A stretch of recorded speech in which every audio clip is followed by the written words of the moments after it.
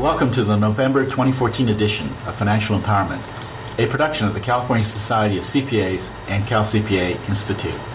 I'm Bill Spaniel. The holidays are upon us, and people are rushing to stores and online sites to buy gifts for loved ones. It may be the most wonderful time of the year, but it also may be the most stressful, especially if your bank account doesn't have enough funds to cover your expenses. Gina Chironis, an Irvine, California CPA PFS, has some ideas on how to minimize your expenses and still have enjoyable holidays. We spoke to her over Skype. Hello, Gina. Welcome to Financial Empowerment. Hi, Bill. Thanks for having me. It's so nice to talk with you again. Great. So, we're just about ready to start the gift-giving season. Christmas and Hanukkah and other kinds of holidays are coming up shortly. And so I wanted to devote our conversation today to what people can do to make this a better for them in terms financially. So one of the things I'd like to ask you is, what are some of the first things I should do before I start doing my Christmas shopping? What is the first thing a person should do before they start going into doing their Christmas or holiday shopping? Well, it's painful, but a budget. That's what I recommend we do. And I mean, that's as simple as just sitting down with a scrap of paper and saying, really, realistically, how much can I afford to spend without going into debt? Mm-hmm. And that's a hard thing for a lot of people to do. And then the next step, once you've got a budget, an approximate budget figured out, decide what you're going to purchase before you start shopping. And the key to this step is, if you do this before you go to the stores, you eliminate the emotion, that panic shopping mode that we've all been in at Christmas time or Hanukkah or whatever holiday you're observing, where you're in the store and you don't have the right gift for a loved one or a friend, and you just buy something. Anything. Yeah, anything. Just get it over with. So, and one tool that our family has used that's really, really worked out well, it has cut our holiday budget probably by 50%, and the time and the stress as well. We draw names. Uh-huh. So we put the adults' names in a hat. Well, last year we put them in a hat and we drew them out on a piece of paper. But this year we're actually using a website called drawnames.com. Mm-hmm. And that's fun because it's, nobody knows who's got whose name, and you can set it up so that you don't get the same person's name twice in a row. You can set a budget. People can set up their own wish list, so it's not such a guessing game for everyone. Mm-hmm. You can set a budget, which is the best part, say, $100 per gift. Mm-hmm. So using my family as an example, we have 4 kids, so there are 6 of us. So now, instead of having to spend $50 or $100 for 5 gifts, I only have to buy 1. Mm-hmm. It certainly simplifies the process. Yeah. So, another thing, people, the budget idea is absolutely great, and drawing names is also a good idea. One of the things people also have to deal with is, how do I pay for those gifts once they've created that budget? Should I pay by cash? Should I use a credit card? Should I use a debit card? What do you recommend in that area? Well, there are pros and cons to both. Using cash from a financial planning perspective is really ideal, but the reality is, if you're shopping online, cash doesn't work, obviously, and it's it's not always the safest thing to carry a big wad of cash in your pocket if you're going out to the stores. So the reality is that credit cards are more convenient, and most of us want the rewards points. There are a lot of great rewards programs out there. So what I recommend is using just one credit card, perhaps the one with the lowest credit limit on it. Mm-hmm. And that way you can really track your spending.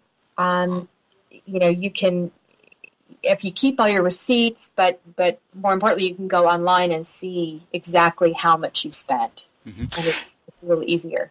What about using in-store credit cards like Macy's or Kohl's or Target or so forth? Or how does that? How do they compare to a MasterCard or a Visa, for example? Well, the in-store cards typically are MasterCard or Visa. They're affiliate programs. My experience is that over time, that really, unless you shop at that store a lot, and if you do, maybe they offer rewards that you wouldn't get with other credit cards. But usually, the affiliate programs are a little more expensive. So, some hidden fees and charges in there, and it's tempting if you're buying a lot at a store. They offer you a discount on your initial purchase to sign up for that credit card. But the more you have, typically the more you spend. So an in-store credit card is likely to have a higher interest rate, or and the terms are not as good as having a regular MasterCard or a Visa? It's hard to answer that question. Every store is different. Just really have to read the fine print. But I do know that many of them have fees, late payment fees, and if you don't have it set up to pay automatically a minimum amount each month, which I really recommend, because that way you're never late on a credit card payment. It can be expensive. When one is shopping for things like appliances or all the tech stuff nowadays, like a laptop or an iPad or something of this sort, is it a good idea to purchase the extended warranty along with the original purchase? Generally, I would say no, particularly for a gift. Most people don't take advantage of the warranty.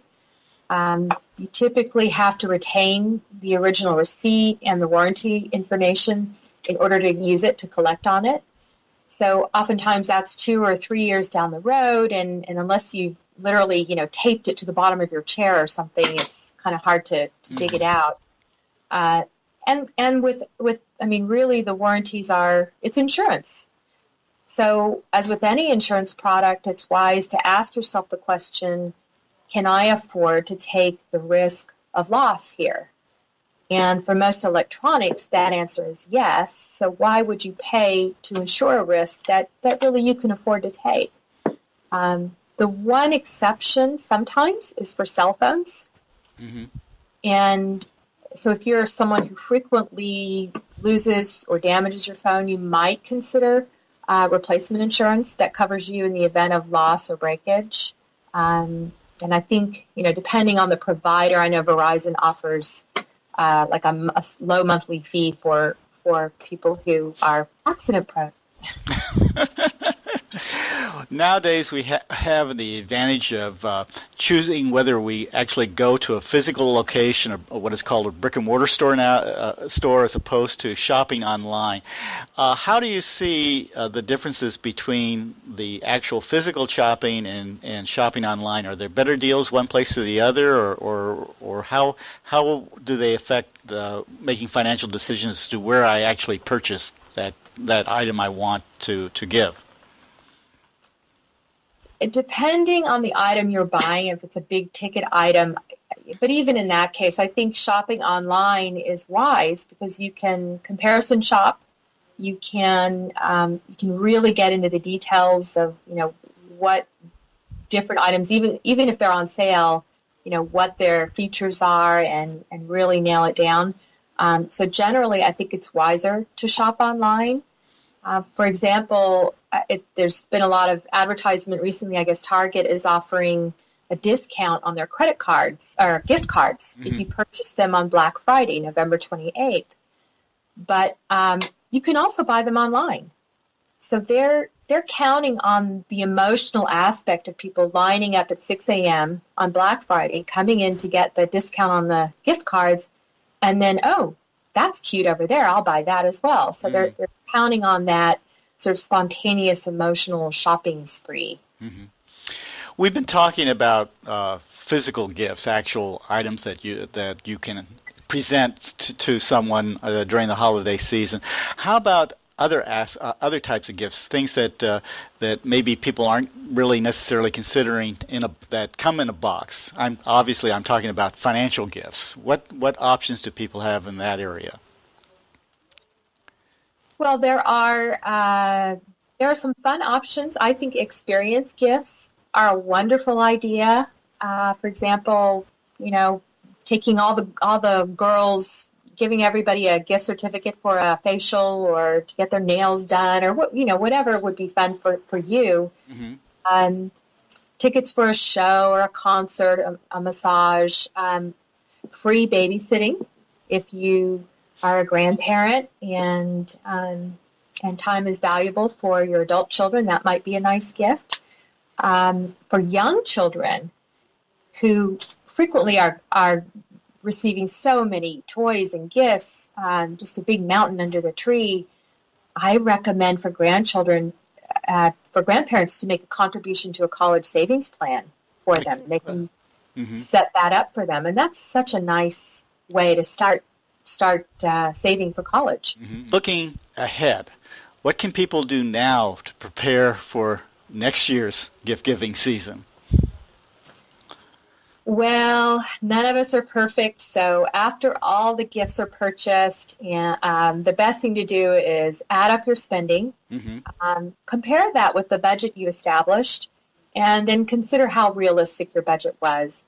But whatever that number turns out to be, it's nice to start saving now for next year. Mm-hmm. So you can set up a savings account at your bank, wherever you have your checking account, and maybe take your budget, divide it by 12, and have that amount deducted every month from your paycheck and deposited automatically in your holiday savings account. Mm-hmm. Great. Anything else you'd like to add? Just happy holidays.